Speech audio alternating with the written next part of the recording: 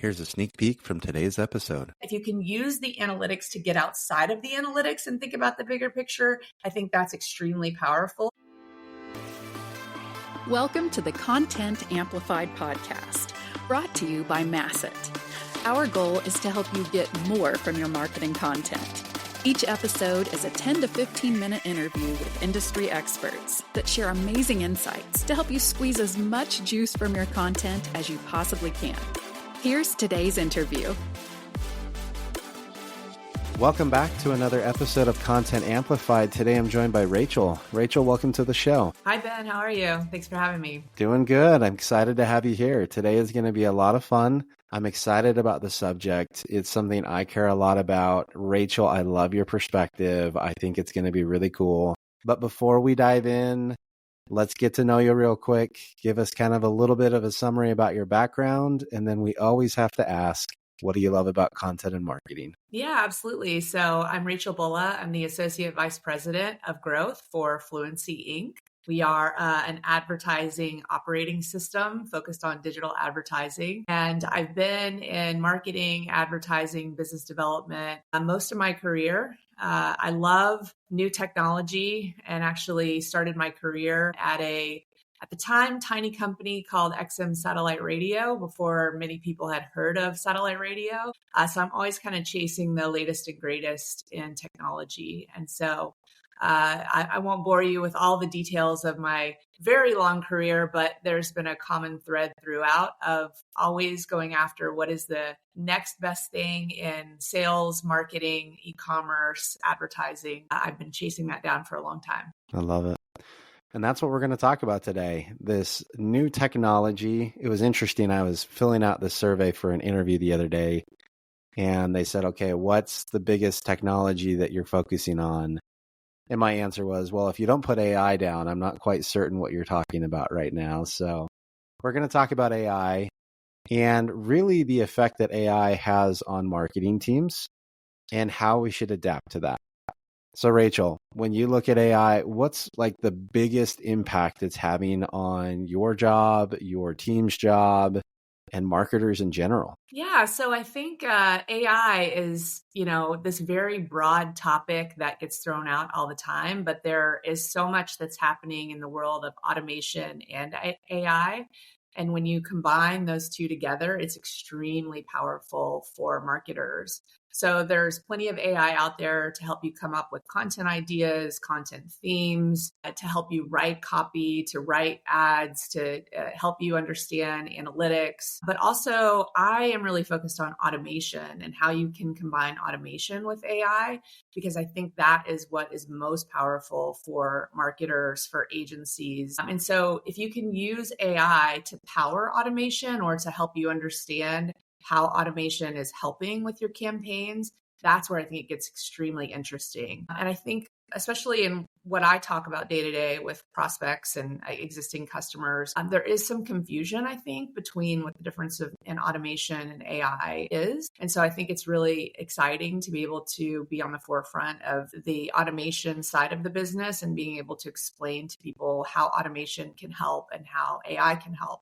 There's tons of automation out there already with, email marketing has been using automation for a really long time. There are a lot of industries that are using automation to help with their workflows, to help with operational pinch points and make them easier. I think advertising and marketing is just starting to realize that while AI has been helpful and while maybe email automation has been really helpful, there's so much more that can happen in terms of automation and so much time that can be saved when automation tools are combined with AI. I love it. So how do we spend our time if we're fully optimized and we've kind of outsourced some busy work that marketers have typically done? We're using automation AI and we get back some time. What do we do with that time? How do marketers need to adjust when they suddenly are finding themselves with an extra 5-10 hours a week? Yeah, absolutely. I don't think there are many agencies or marketers out there right now who are having that problem of having too much time on their hands. It's actually quite the opposite. There's a massive crisis of capacity in the industry where agencies are trying to scale up constantly. They're constantly looking at their margins, but their people are overworked. they're spending so much time on button clicking alone within these different channels. Even just to set up one Google search campaign, can take 30 minutes for a campaign, for example. So if you have less of that day-to-day task work or button pushing on your hands, there are many things you can do with that. And I think that's the really exciting part of the future of agencies, the future of marketing. What do we do with that extra time? So you can scale the agency up and each person's capacity becomes increased. So one person who maybe was able to manage 5, 10, 15 accounts before automation, after automation and AI comes into the picture, they may have the ability to manage 100 accounts. And Fluency actually has many clients and partners who are managing hundreds or sometimes thousands of accounts per analyst.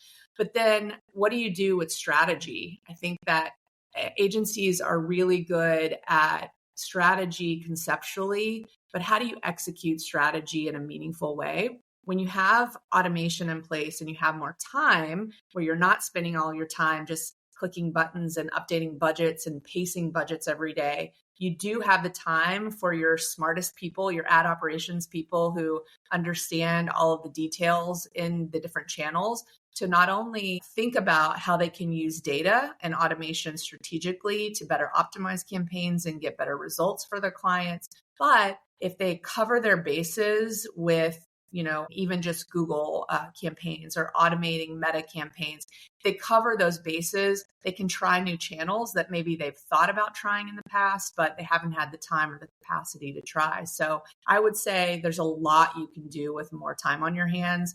You can think more strategically. You can optimize your campaigns. You can test new channels, new ad types, new formats.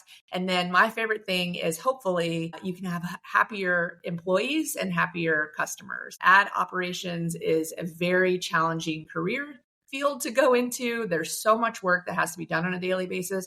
If you're not working as many hours on those button pushes and all the day-to-day tasks you have to do, your employees are hopefully happier, your attrition is less, and your employees are staying longer and they're doing more fulfilling work with that strategic mindset because all of the automation and AI tools are taking care of a lot of the tasks that bog them down every day. Yeah, I love that.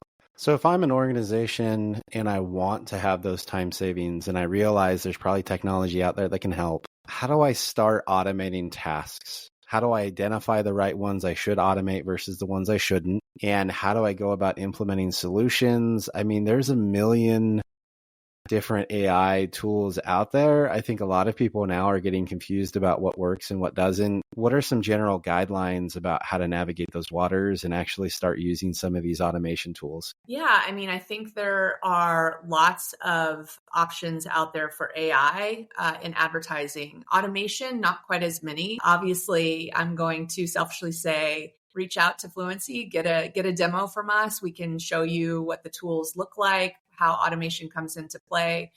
There are other automation tools out there for budget pacing, for example, that cover a small portion of the bases or the tasks that ad operations teams have to go through every day. So at minimum, look for tools that will help you with budget pacing automation. You shouldn't have to go in every day and adjust your budgets to make sure that you don't underspend, that you don't overspend.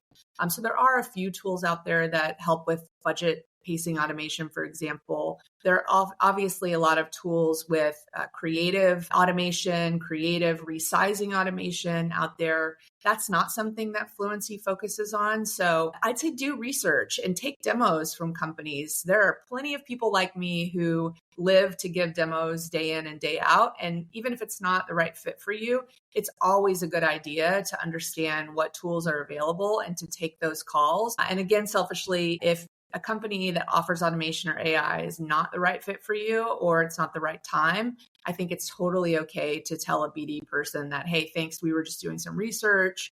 We want to know what the latest and greatest is out there. And then, let them know that we need to think about all of this. And there's a lot of exploration we need to do. But I really like it when agencies have an innovation team or a technology team, and their sole job is to research and figure out what the next best thing is, because a lot of times their job is to take these pitches or these demos from all these different software companies so that they understand the landscape. And obviously the landscape is changing constantly. So to have a team that's not doing the day-to-day tasks, that can be focused on innovation and focused on the next best thing, those are my favorite people to talk to at agencies. I love it.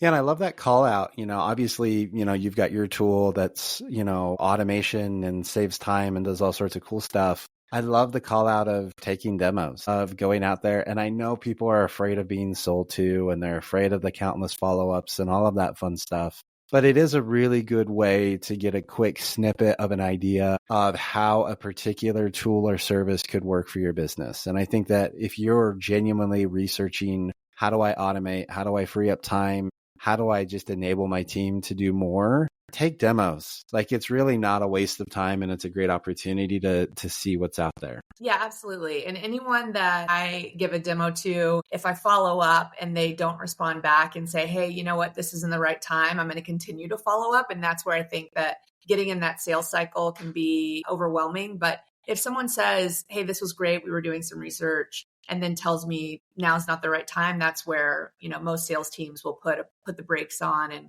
give you some breathing room. So I always think it's a good idea to do some research, obviously just start with a quick Google search. I also am just going to throw this out there, and my team is going to roast me for saying this, but there's so much on TikTok and even Instagram that content creators that are on the cutting edge of technology are talking about.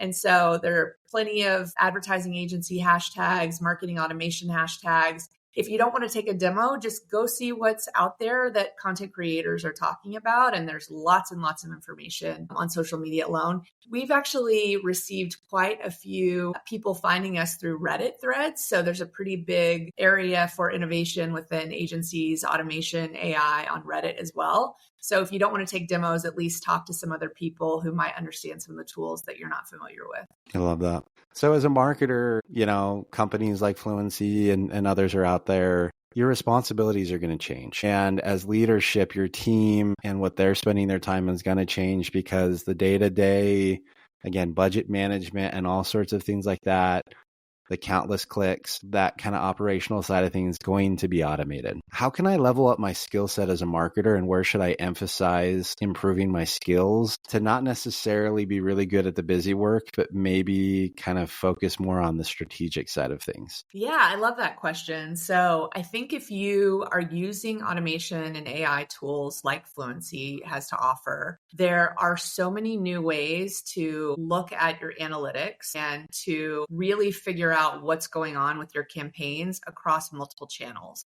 So instead of just focusing on one channel at a time and trying to figure out how is this channel taking attribution credit versus this channel, how am I going to get the most out of Google, or how am I going to get the most out of Meta? If you can pull all of those channels together and use automation and AI tools to really analyze what's going on with the entire picture for a campaign, for certain creative, for a client, or for maybe an account that has hundreds or thousands of locations, if you can see how are these different locations performing against each other, how are all these channels contributing to the bigger picture, then you can really start to decide, this is what our funnel looks like. This is where we're bringing customers in to the funnel. This is working really well in that top of the funnel area. Here's how we're converting customers. And if you take those analytics and think about the big picture, you can start to make recommendations around the external factors that are contributing to different parts of the funnel and the performance on different channels. So, maybe there are new opportunities for lines or styles with an apparel brand, for example, or maybe you found out that, wow, we ran this organic post that went viral, but we realized that it brought a lot of people into the top of the funnel. And now we're going to use these channels to follow up with them. If you can use the analytics to get outside of the analytics and think about the bigger picture, I think that's extremely powerful. So I would challenge ad ops people to use data to think outside the data and to give recommendations and strategies that help outside of the data. The other thing I'll say is that you can use your data in an automated fashion, whether that's performance data or otherwise, to make automated decisions for you. So with Fluency, for example, you can actually create rules that are if-then type statements that make decisions automatically about your campaigns based on inputs that you provide. So that could be inventory levels, that could be weather data, that could be occupancy rates. Let's say you're managing multiple apartment complexes around the country. If you have an automation tool in place and you can feed that data as inputs into a strategy, you can set up automations that change your campaigns based on whatever you want those inputs to be. So if you say, if these apartment complexes have a 50% occupancy, I want you to turn off these campaigns or this creative, and I want you to activate a new leasing special. Or if the weather is under 50 degrees, we want our creative to show hot tubs instead of swimming pools in the same example. So if you aren't spending all your time on those day-to-day tasks, you can use your data. Again, whether that's performance data or otherwise, you can use your data to set up rule sets to automate changes and decisions within your campaigns that over time you will find optimize and will hopefully improve performance.